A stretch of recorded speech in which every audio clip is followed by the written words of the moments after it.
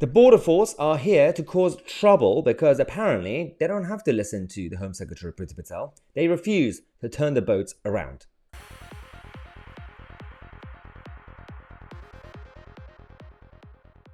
Okay, guys, who's in charge of this country? Who's in charge of the state sector, the government sector, including the border force? Technically, it's supposed to be the government department that are controlled by the elected politicians, which means the taxpayers and the electorate should be in charge. We are the bosses of the border force workers, but the border force have come out to say that we refuse to listen to Priti Patel to turn the illegal migrant boats around. This is creating a new hot debate because this channel, we have criticized Priti Patel a lot for her empty words and promises because we just want action. Now, I've criticized her a lot. At the same time, it's not just devil's advocate. I'm being reasonable. I'm being logical. I fully understand that Priti Patel does want to do something. Partly it's just a lack of her management skills and just being incompetent. The second part is actually all the obstacles. They do make things very, very difficult. Now, border force officers have come out to say that there's fairly universal agreement that it's not likely to ever happen, turning the illegal boats around. They said that the captains of the cutters have control of the process, and in practice, if they're not willing to use it, it will never happen. We will not be easily pushed by Priti Patel. Okay. She's your boss, and we are her boss, so we are your boss. You do what you're told. Why is it that the Met Police, for example, follow the orders? They always follow any order.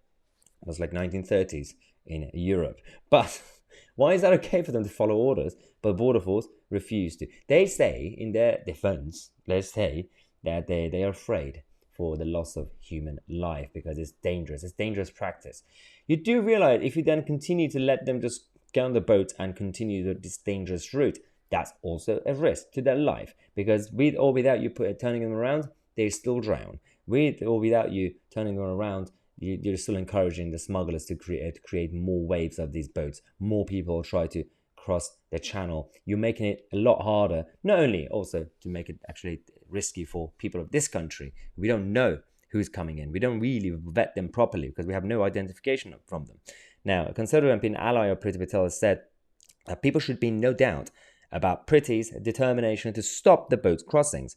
Whatever unionized officials say, if they won't do it, she'll find people who will. So this is just words. I mean, if she does, then I'll be proud of her. Well done, Priti, if you do it. Just find some people. You use the army. I don't know. Use the all the aspects of the civil service and the public sector that we have.